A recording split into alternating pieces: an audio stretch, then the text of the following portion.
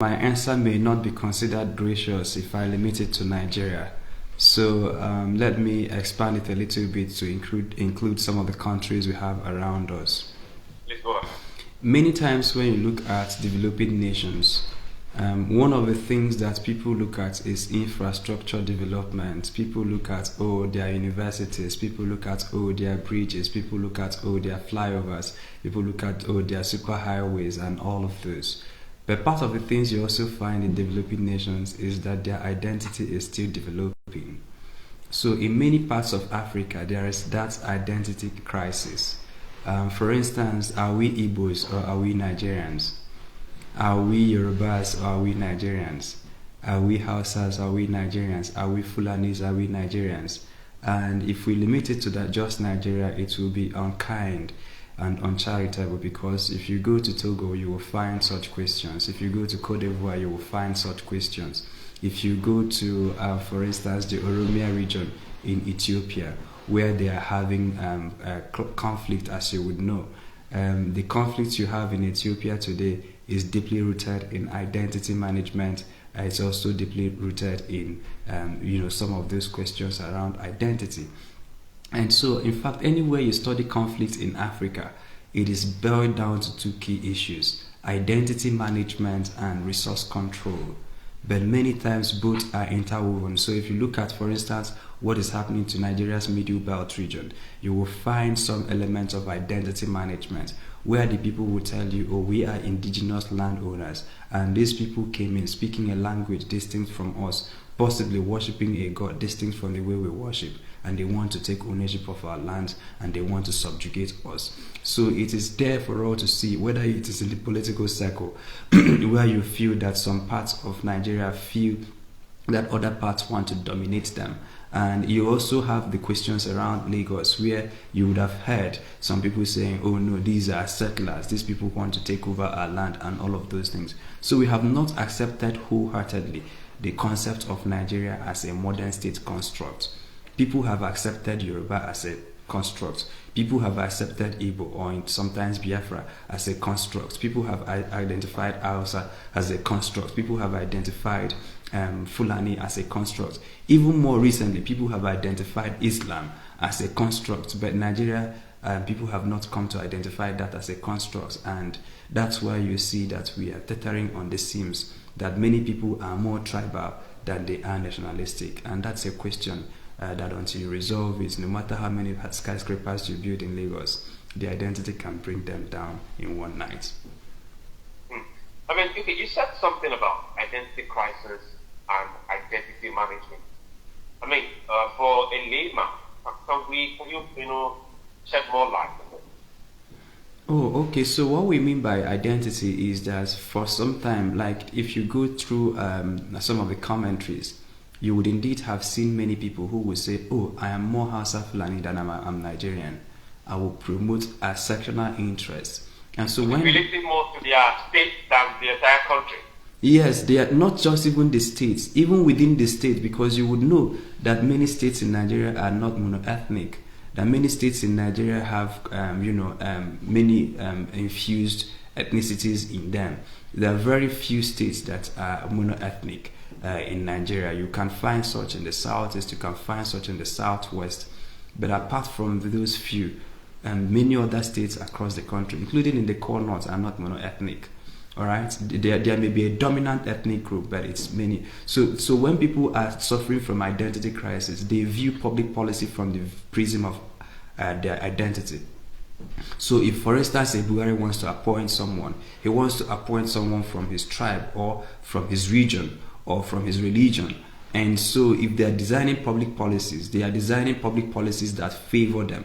But the unfortunate thing with that is that you're not the only person in the country.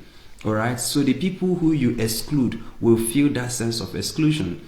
The people who you don't appoint, for instance, today, I'm sure many people have heard the commentaries, especially coming from the core north, where core northerners are saying that, oh, Tinubu is moving CBN to Lagos, oh, Tinubu is giving all the appointment to Yorubas. Oh, so you want to have that sense of fairness And until you don't have that sense of fairness, you may not be able to build an egalitarian society where everybody feel equally treated and want to contribute equally to the development. So what you would have is that when Igbos are at the helms, if you have that identity issue, Igbos would like to favor the Igbos. When you have Hausas at the helm, they would like to favor Hausas. When you have Fulanis, they would like to favor Fulanis. But sometimes it is even beyond that. Because if it is just currying mere favor, it is easier. But the thing is that there will be suspicion of domination, that people will now say, oh, I think they want to dominate me. Oh, I think they want, it's a conquest of some sort. Oh, for instance, you've had it in Lagos. Oh, I think Igbos want to buy up all the properties in Lagos. I think Hausas want to take up all the political appointments. So when you begin to have such conversations, it ultimately snowballs into conflicts. Now, that conflict may take 30 years in the making. Now, that conflict may take 20 or 25 years in the making. Sometimes it could take up to 50 years in the making. But if it is not addressed, it eventually comes. And that's why that as Nigeria journeys into statehood and nationhood, that it's important that political actors are cosmopolitan. Yeah, you may have been from Yoruba or from Hausa or from Fulani, but now you are elected the president of not just Yorubas in Nigeria, but the president of the Federal Republic. So you must expand yourself to fit into the new office.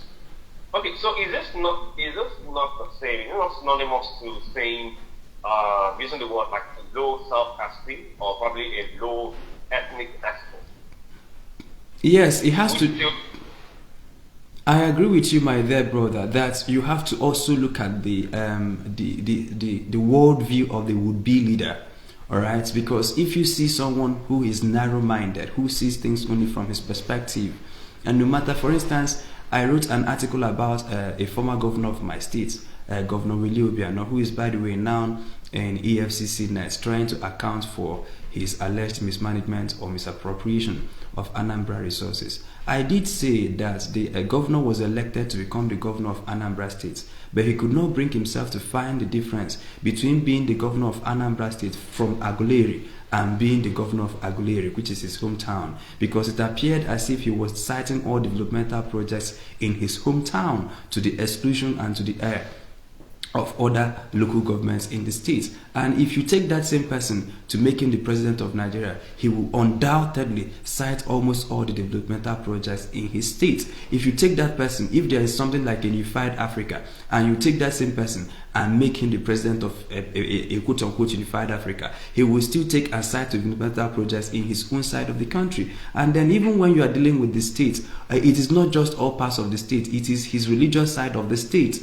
All right, so when people are low in their thinking or low in aspiration, or when people have not yet come to the place where they find that there is a national aspiration and they now have a national office, they can sometimes reduce themselves or reduce the office. So I will indeed say that Buhari reduced the office of the president of Nigeria to a tribal office. He reduced it to a religious office. He found ways to promote his tribal interest, and he found ways to promote his religious interest, oftentimes to the disadvantage of the rest of Nigeria. And that was why you saw that Nigeria felt as if it was coming undone under that president. Well, there's a whole lot of fight over this. And, former President, President Goodluck Jonathan, said that Nigeria was not yet a nation. This was, years back, about 2023. Okay, yeah, Nigeria was not yet a nation, but a state, since it was governed by rules in the constitution. And in this manner also, sometimes those former government became the state, Kayode Fayeme said that the liberal democracy was gradually falling in Africa. Personal democracy should be given a chance as a predisposition to winner takes all, which is not good for the system. A whole lot of people, even the then Minister of Education, Mrs. Obi Ezekwesili, also said democracy has not failed Africa, but corrupt leaders are still in governance. This brings me to the question to say that, is Nigeria a nation? Is Nigeria a nation, a state, or a nation state? Well, Nigeria is a state, and I think Nigeria should now do away with the aspiration of being a nation. Having done it for, or having pretended to be doing it for. And by the way, what do we mean by a nation? One people, one aspiration, one goal. May not necessarily be one language, but one identity. But I can tell you for free, there is not even a northern identity now. There is an Hausa identity, there is a Yoruba identity, there is a Fulani identity, there is the Igbo identity. Look, we're not going to pretend about these issues. I think one of the things that Berlin Conference tried to do was to lump people up and force them to become one. And we have also seen in the nearly 100 and something years of that experiment that it's a difficult experiment to have. It is difficult for you to get the Hausa man to put Nigeria above his Hausa identity. It's difficult for you to get a Fulani man to put Nigeria above his Fulani identity.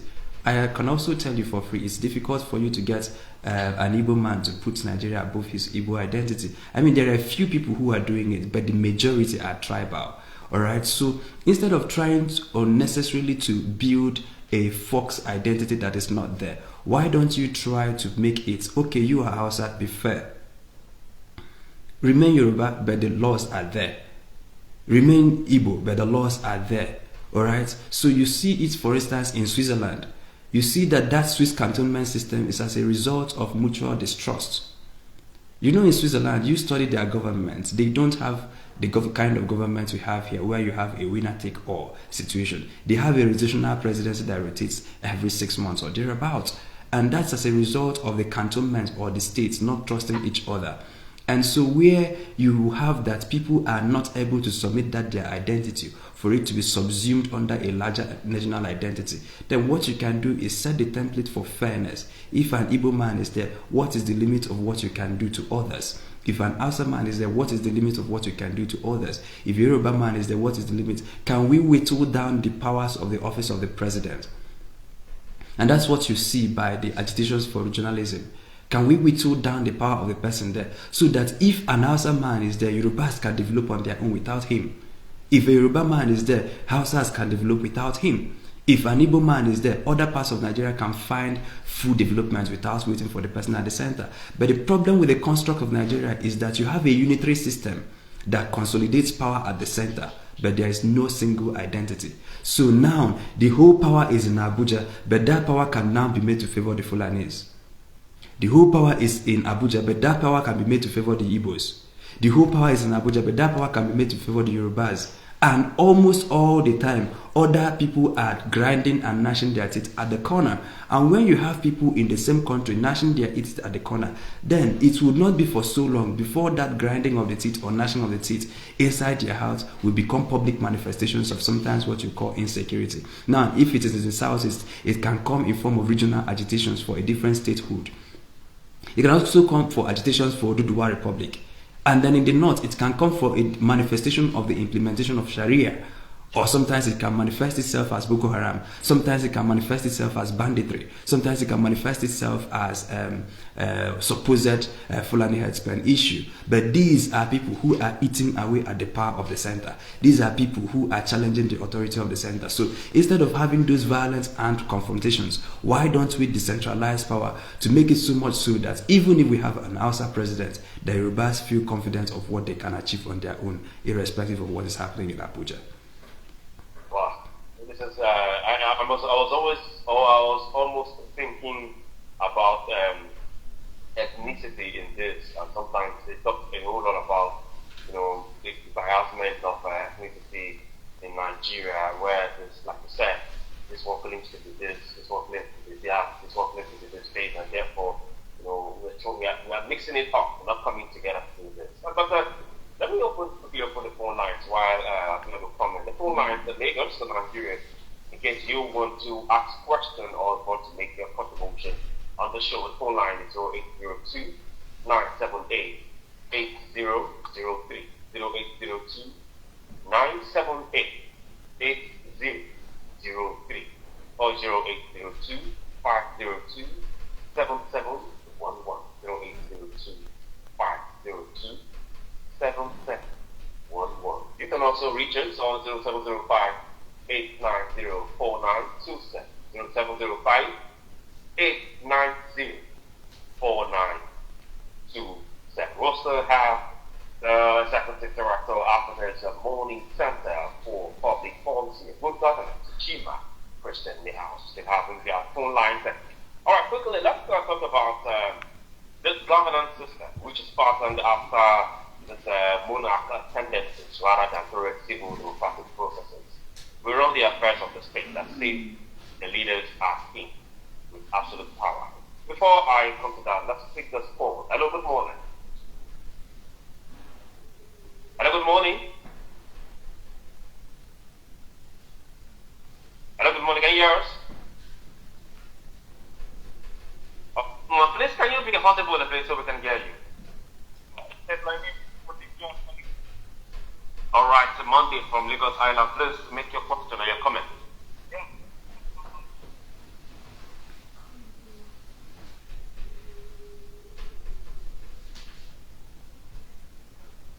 Please be audible a little so we can hear you. All right, go ahead.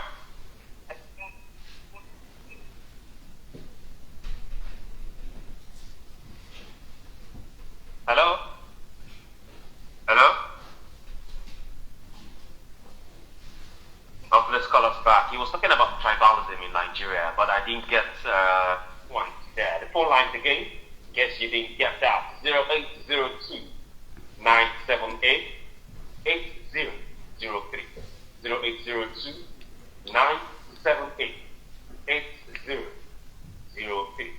Or 0802 502 7711. 0802 502 7711.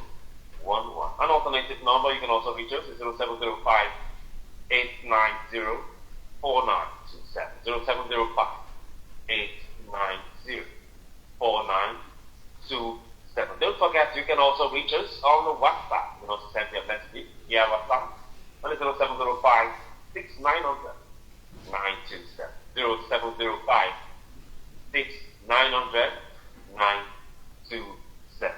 Okay, I got the caller. You talking about the tribalism. Okay, let me just put it out there to Chima. Okay, Chima, before I come to what we were saying before the caller called, our caller talking about tribalism in Nigeria. Is that what is eating up the system? Is that why we tend to?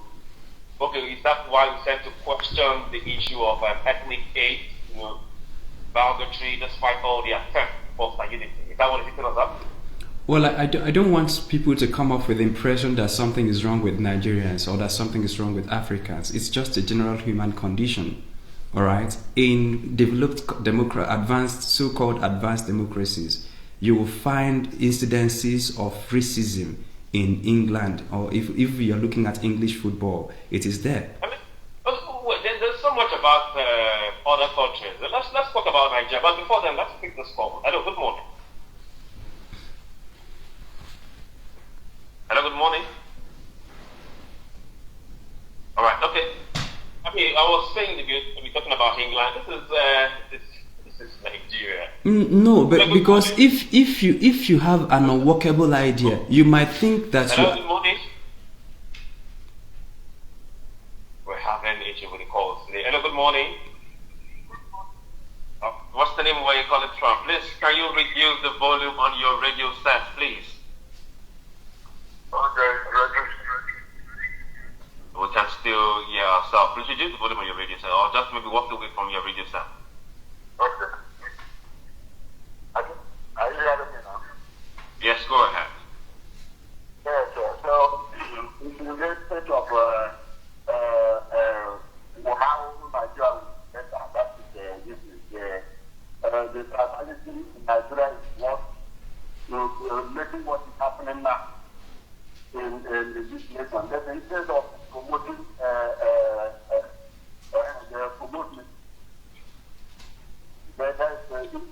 this is not from my class. He will not govern Nigeria. Even though this person is not from my district, he will not govern Nigeria. That has been a problem in this country. So maybe the person from your tribe does not know how to manage the situation. Then just because it's on your place, let them be there. So and that is why Nigeria is going down the trend. So what we can grow above a community. Then and focus our listening on the who can do Nigeria better, who can do better. Let us try the issue of this. Whether the woman is there, you try him. Whether the Obama is there, you try him. And whether the Hausa man is there, you try him.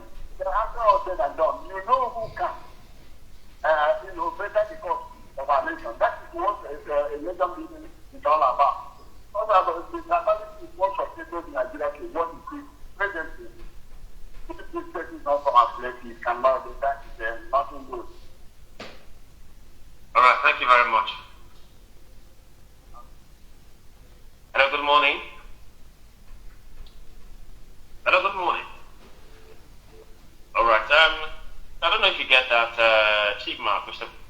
Did you get that from our caller? Yes, I got that. And my point is to say that there is nothing wrong with Nigerians or there is nothing wrong with Africans. That identity is a human condition. If you looked at the early apostles of Jesus Christ, take Peter for instance, he couldn't get himself to preach to the Gentiles because he felt he was superior to them. He couldn't eat like they do. They eat dirty things. He doesn't eat dirty things.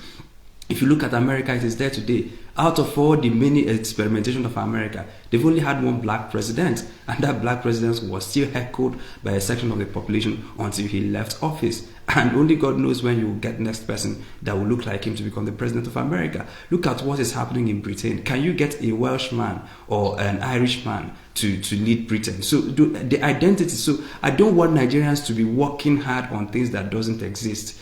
There is nowhere, even with education. You see, many of the ethnic bigots we see in Nigeria are not even the uneducated people.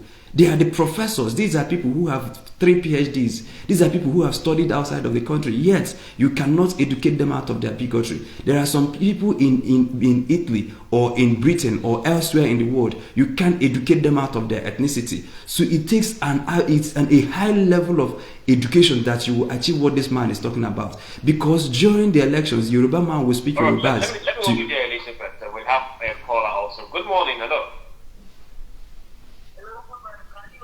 I can hear you. Please go ahead. Please lower down the volume. Reduce the volume on your radio set, please. Okay, we lost that call there. Please go ahead. So why don't you stop trying to achieve an impossible? I mean, what he's saying will be nice, but I'm telling you, during the elections, a Yoruba candidate will speak in a manner that will rile up his Yoruba ethnic base. An Igbo man will come back and speak to his Igbo base. An Hausa man will come back and speak to his Hausa base. So that's a human condition. And so far people can manipulate their way into public office, they will want to manipulate their way into public office, right? So that is the same thing with Americans. When they want, they can rile up their bases. That basis may be basis of people who are pro-abortion, pro-life, pro-this, anti-abortion, anti-this. So people always want to identify with their base. So instead of looking for impossible feats to achieve, why don't we make a rule-based system that no matter, even if you are Yoruba and you got in with Yoruba votes, no problems, but there is a limit to what you can do. So can we whittle down the influence of public office holders, especially as to making it outrightly unlawful, not just recommending national, for instance, character principle, but can we make it outrightly unlawful for a Yoruba president to do certain Yoruba things? Can we make it outrightly unlawful for an Igbo president, for instance, to do certain Igbo things? Can we make it outrightly unlawful, an impeachable offense, so that even while you have the tendencies to favor your people, you don't simply have the opportunity? For instance, look at Sadiq Khan, who is the Prime Minister of UK now. He's not even an originally English man, but he cannot begin now to favor his country. The laws are there. Even Obama, when he was the president of America, he could not have favored the blacks against the whites. That is the way that even if you have an ethnic bigot in the presidency, can we make it practically impossible for him to abuse his office in such a way that will offend other sensibilities? So instead of looking for a Nigeria whereby Igbo man will accept the Yoruba man, Hausa man will accept the Igbo man, look, I'm going to tell you, you can try that experiment for the next 60 years. It will still not work. Let us elect a rule-based system instead. Wow. So, well, a whole lot of them talk about this, and I mean, this is an eye-opener, I believe. But then, could this be why, there is this preference? The state of origin is more emphasized than the state of residence, as in all the points. Well, that explains it, because identity, look, even when we abolish the state of origin, are we going to abolish language, for instance? Are we going to abolish accents? You and I know that a Yoruba man speaks Igbo before he speaks English, except for very highly educated ones. But you and I know that when Yorubas speak, they don't have to speak English for 5 minutes before you can pick up from their accent that they are Yorubas. If an Igbo man speaks English, he doesn't have to say it for more than 5 minutes before you know that he's an Igbo man. If an Hausa man speaks English, he doesn't have to. In fact, from the way he looks, in fact, there are people, once they look at you, they know where you are from. And so even if... I'm saying this because, I mean, one time, the vice president, then vice president of the administration, the Yemi Oshibajo, had called for replacing of the certificate of indigenous with a certificate of residence or birth, saying that this would promote cohesion.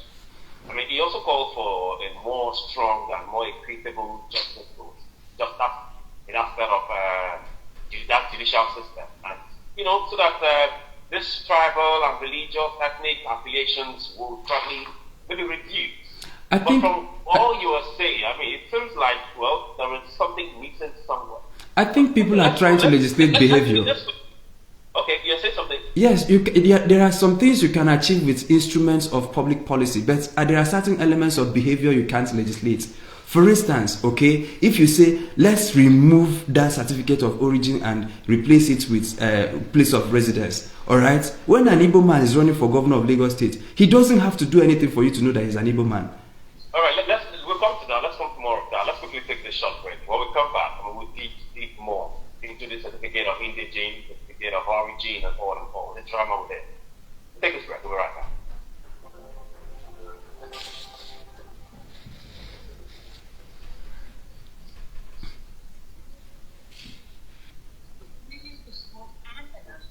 So that's me on not Eagles FM, Super FM in Lagos, on the program called Spotlight, where we are looking at the topic, the concept of Nigerian nationhood.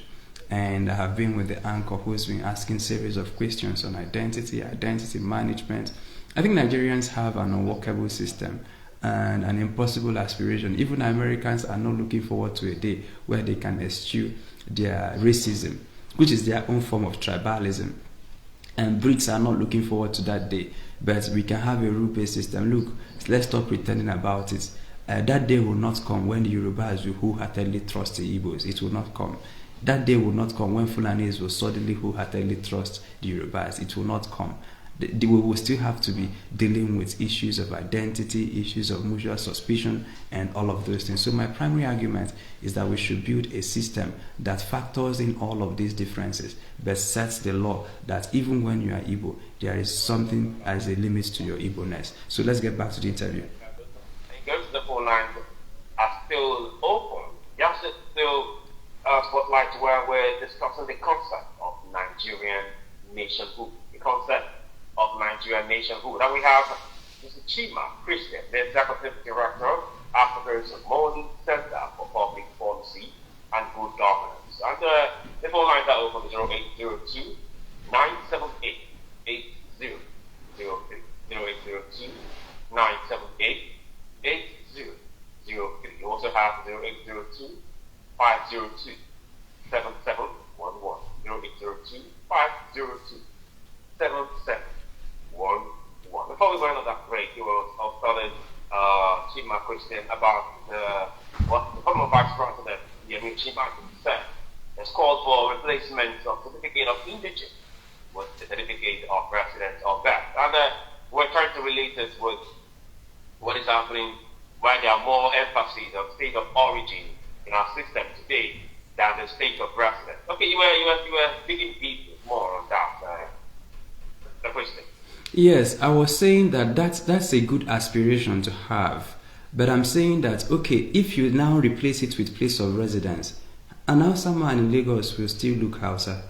He will, no matter how he does, he will still speak in a manner that will betray his original identity. All right, and then when he begins to speak, for instance, Yoruba with Hausa accent, Yorubas with original Yoruba accent will speak in their original Yoruba accent and tell themselves, look, this man is a foreigner here.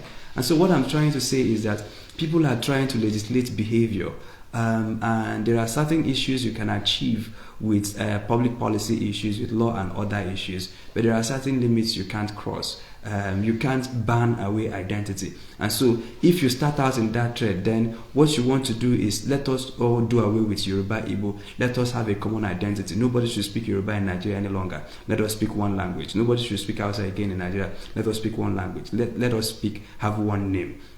Right, that's what you mean by statehood. Let's have one common identity. And I'm saying that one common identity is different to build when you have varying degrees of identity. And this is not just with us. This started from right there, if you're a Bible scholar, from the Tower of Babel, when the language and the identity were confused. So what you can do is, even within the confused identity, you can still make things out to work a little bit. But I think that the instruments, that they don't understand the gravity of the problem we have. If they do understand the gravity of the problem we have, you will know that just replacing state of residence or state of origin with state of residence will barely scratch the surface and will not get to the result. How I wish it can be experimented for 5-10 years so people can see also the limitations of that public policy proposal. So what should people then call citizens? How they would then refer to someone as a citizen? In a society by birth? Is it by naturalization? Will it be marriage? Will it be by tax? Well, that question is there. So in some countries, they've evolved it over and over again. Like if I talk about what is happening in America now, you will try to pull me back to Nigeria. So I'm now trying to self-censor myself. Yeah, because the system, I mean, one thing is we tend to, copy this, but I don't know if we're doing it the right way or it's not just working for us. Because the mentalities are different. Yeah, a normal Britain will queue for to buy a quilt or queue to maybe buy something in the market. But Nigerians, we know, I mean, that queue, that patience, that process.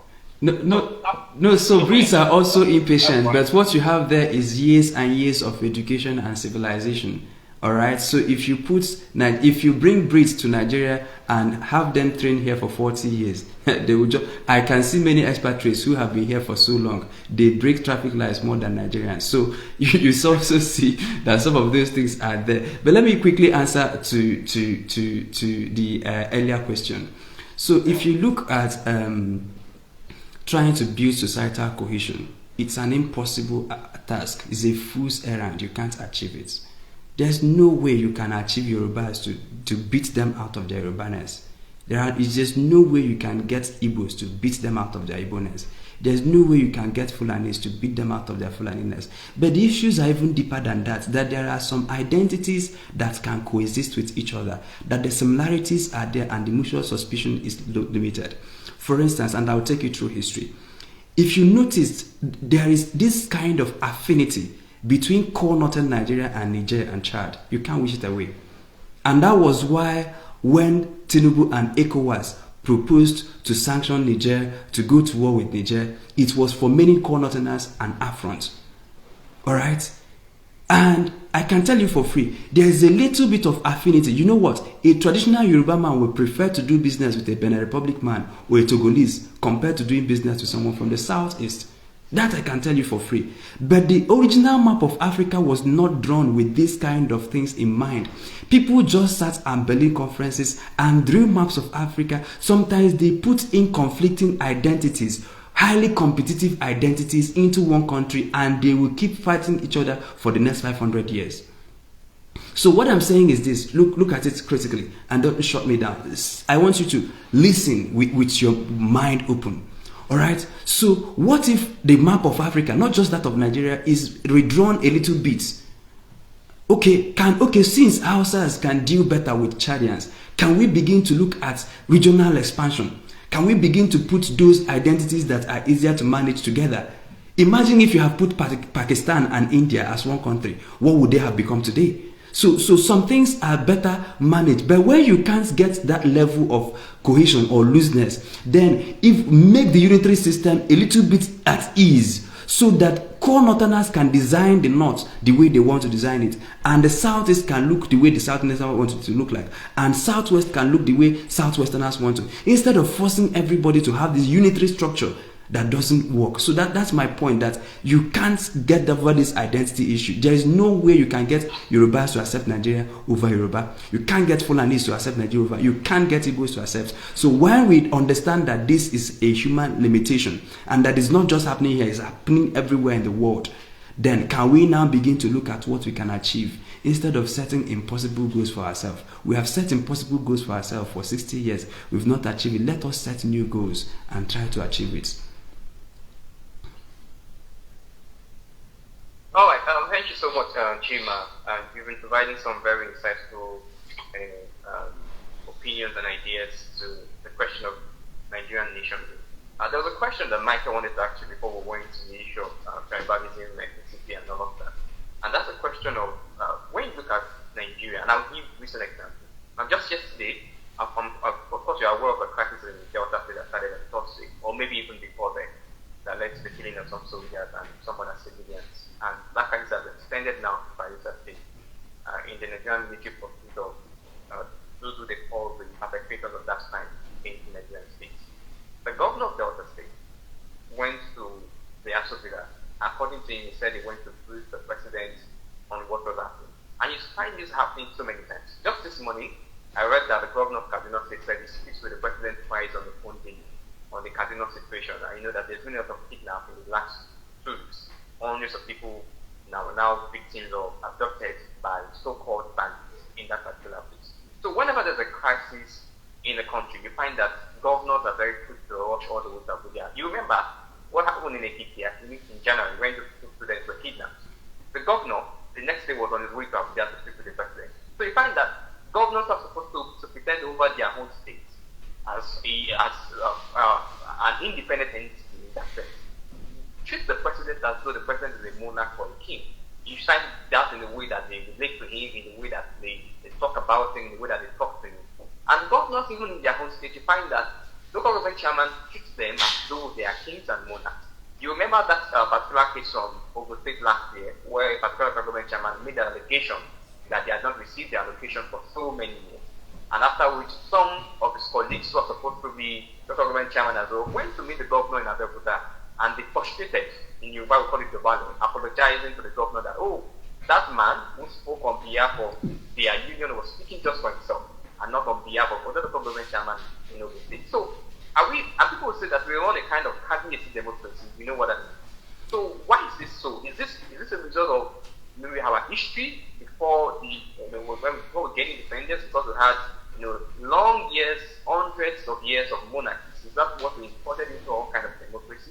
Or people thought that, maybe we should have grown or outgrown all of that tendencies to try to treat people who just been in office for a period of 4 years or 8 years as though they were absolutely monarchs. What is responsible for this kind of trait of behavior in our system? So you've known that I'm not afraid of making unpopular opinions. I believe that Nigeria would have thrived as a monarchy far better than what we are doing under democracy. The democracy we have in Africa did not take account of our different idiosyncrasies. It did not take into account, for instance, in the Yoruba culture, that Dobale is an important thread that you cannot write away with democratic norms. Alright? There are some systems that are not democratic in nature. Even in the language is not democratic. The culture is not democratic. And you now want to copy and paste and let it work. That's on one part, so that the system we have did not take advantage or did not take cognizance of our different uniquenesses before designing a governance system for us. Now look at China and what China is doing with their system. Look at India and see what India is doing with their system. Look at the Middle East. Hardly will you find any democracy in the Middle East. But look at Dubai, look at UAE, look at even Oman, look at even Qatar, look at Kingdom of Saudi Arabia. How have made progress in the past 60 years? And we are trying to change presidents every now and then over the past 60 years. How far with us? How far have we achieved? So you see that this democracy we have does not take account of our uniqueness and our culture. But that's on one side. And then on the second side of it, there are certain weaknesses within our laws that have made local governments almost an operational extension of that have made local governments almost an operational extension of state governments. And there are also certain weaknesses in our laws that have made state governors almost special advisors to the president. For instance, you and I know that no governor is powerful enough to give an instruction even to an ordinary DPO. The police commissioner in a state receives instruction from the IGP of police. Whatever Asanwo-Olu can get any police commissioner in Lagos to do is what he can use leverage. You can bribe, you can negotiate, you can deploy influence here and there, you can make it best, you can't give an outright order. The order must come from Abuja. So if the governor of a Delta State is going to Abuja, that's where the center of gravity is. He can't command any military commander and they will obey him. He can't command the police and they will obey him. He can't command civil defense and they will obey him. He can't even command federal road safety and they obey him. And then the state vigilante services is not even equipped, either by law or in terms of ammunition or arms, to engage this kind of issues. So the person that can give instructions to the Inspector General of Police, and the Inspector General of Police will now give instruction to the Commissioner of Police, is the President. And that's why anytime you have issues, you run to Abuja. You see now the point I was making earlier. Why can't we make governors, for instance, take charge of their different domains, so that if they have insecurity in their domains, they can respond to it without necessarily going to Abuja? Because the man in Abuja, if he sees, okay, it's Yoruba versus Yoruba, let them be killing themselves, he can look away. And the Yoruba governor cannot do anything on that. For instance, you also saw that when Jonathan was inflicting heavy casualty on Boko Haram, including people like El Rufai were saying that, oh, this is a man from the south trying to kill us in the north. But if you had empowered northern governors to deal with that, then it will be northern governors dealing with northern problem. And so the issue of mistrust will not come into that. Imagine if what Buhari did with the southeast, trying to douse the issue of agitations in the southeast. People were accusing him, oh, he's a Fulani man trying to kill the Igbos. And when he removed his hand from it, oh, they said he wants Igbos to kill themselves. So whatever you do, you will still be looked with that prism of identity. So there are several structural issues that have made it impossible or nearly impossible for people to exert total control of their respective domains. So that's why I'm happy at the constitutional review that is being proposed. If they are doing it with all seriousness, then one of the things I would love to see, and one of the things we are doing with Africa's Money Center, is to try to send memoranda to that constitutional review committee, to have them look at things like this. And many people have sent memoranda in times past, but unfortunately they have not had the lever to strike at the core issues bedeviling the country.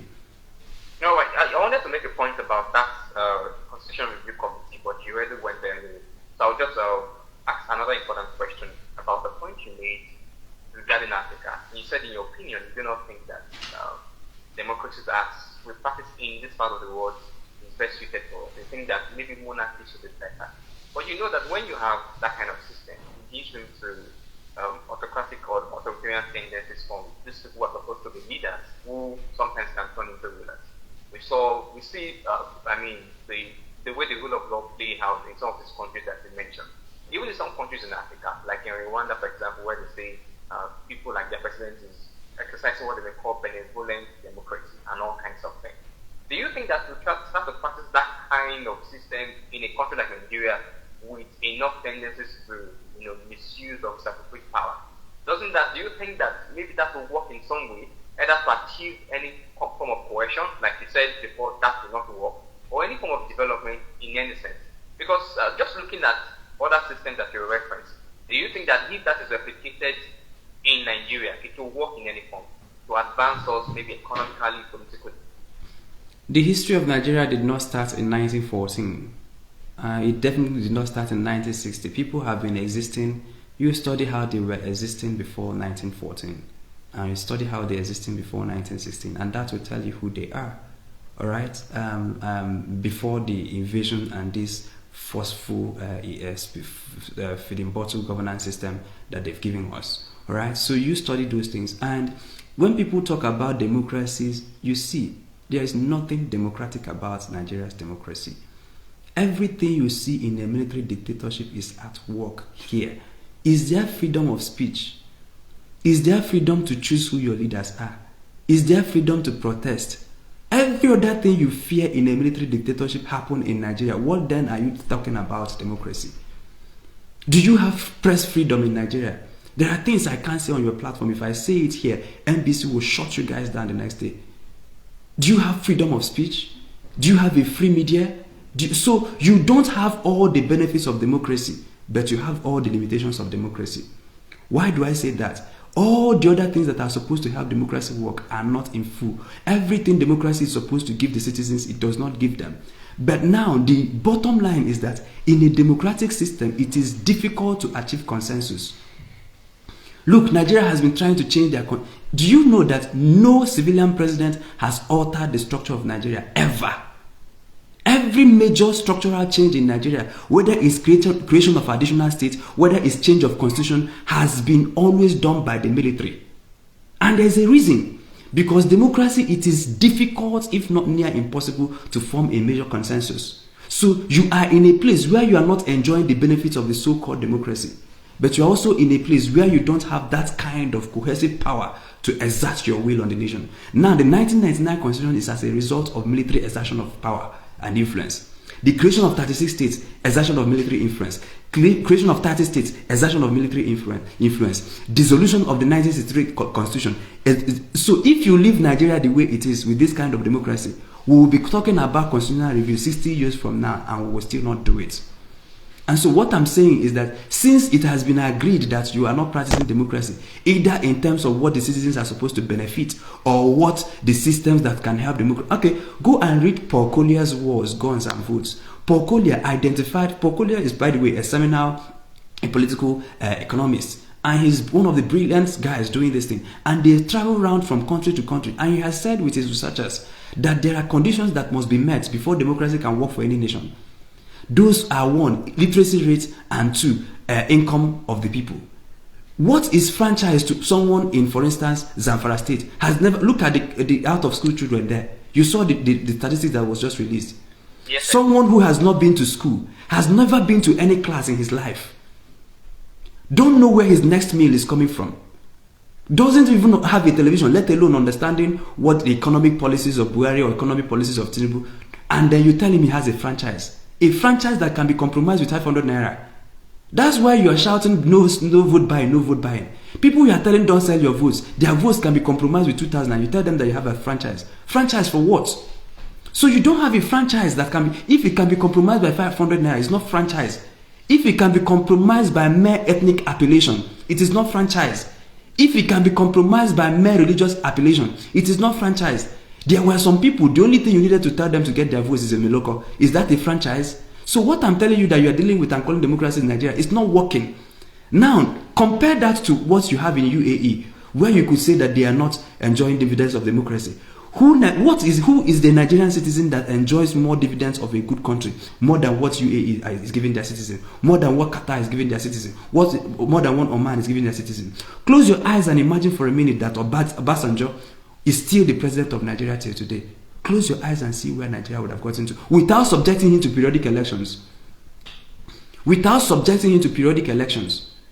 And then close your eyes and imagine what Rwanda would have been if Paul Kagame was ousted out of office after 8 years and someone with maybe Buhari's kind of credentials overtakes the affairs of that nation just 8 years after their major civil war. And just to do so, look at it.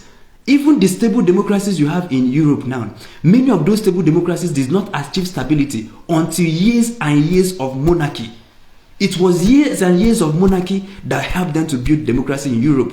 Look at France. France used monarchy to achieve education. It was until they achieved education that educated people now started angling for democracy. Look at what is happening in China. China used monarchy to achieve a kind of standard of living. Believe me, Chinese monarchy will not, or this their unitary system, will not last up to 40 years before it is pulled down by the people. Because they have gotten the economic power and the literacy to achieve that. Look at what is happening in the Middle East. Believe me, their monarchy will not last up to 50 years because the people now have money and they have intellect to argue. Look at what was achieved in Libya before people started pulling down Gaddafi. He gave them education, he gave them economic power, and they pulled him down. That is what happens. But Nigeria is not in a place where we can get economic power and education. So until you get that citizens to have economic power that you can no longer bribe them with 5,000, you get them to have education that you can no longer tell them that he is not a Miloko and he's a Miloko. And so democracy cannot work for you here until you meet those thresholds that researchers have said that these are the minimum threshold. And I'm telling you that monarchy, what you call monarchy, can help you achieve that threshold in such a short time. China would not have achieved this progress in 40 years if they have your kind of democracy. UAE would not have achieved what they achieved. Now, go and tell me one third world country that achieved progress with what you call democracy in 40 years, and we'll come back to celebrate them. Some interesting points there. I wanted to take you up on something. You made reference to this data, literacy data released just a few days ago, and you're talking about how some people living in a certain part of the country will have access to the same content as you, who is more educated, who is more economically empowered. There's this argument I've had with a few friends about who is actually qualified to vote, and should it be on the basis of how much tax you pay, or your age, or your economic status, or the level of your education. Some would even argue that people should not be allowed to vote unless they have a knowledge of mathematics and economics. But these are further conversations we'll have maybe some other time on the show. We also didn't get the time to ask you about the census. Last time we had the census was in 2006. There should have been another one in 2016, but it was bundled by the last administration. And we hope that we'll have maybe one anytime soon. But I know that, of course, you have a lot to say about all of this. Maybe sometime next week or 2 weeks' we'll have you on the show again to have to give your opinions about all of this. And thank you so very much for giving me the opportunity. Thank you. All right, it's been a wonderful time to have you on the show. The Executive Director of Africa is the Morning Center for Public Policy and Good Governance, Chima. Thank you very much for being on the show today. Thank you. All right, the Lagos Nigerian that we called it a day. So that's how we ended the interview on Super FM in Lagos. And my fundamental argument is that what you guys have been told is democracy is a system that the West has used to imprison you. You can't get out of it. You can't. You can't. You can't. America, when they started what they call democracy, the population of whites to black is 9 to white. But you needed 4 black votes to equal 1 white vote. They didn't even allow blacks to vote. And when they started allowing them to vote, they still minimized the impact of their votes. They didn't even allow uneducated people to vote. Go and read the history. But today we have democracy. Every Dick, Tom, and Harry can vote. Those people who can't spell their names, people who can't speak one, people who can't reason. All you have to tell them is that this person is an infidel. You can compromise their votes with telling them that this person is an infidel. Because if they had been educated, they will tell you, no, he's an infidel, but his economic policies is more sound than yours. How did Buhari benefit the North? How did Buhari benefit the North? Yes, the North has had the longest stay in presidency. Has it benefited the ordinary Northerner? But if the ordinary Northerner is not educated to that point where he could begin to reason, then what you call democracy will continue to work against him. So that was my fundamental argument in the interview. And I thank you so much for watching. My name is Chima Christian. Africa's Morning will come. If you found this interview interesting, please share so that others will, for instance, benefit from some of the things you are saying. Because some of the mental models we are running our democracies by cannot achieve the kind of results we want to see. Thank you so very much. Africa's Morning is at hand.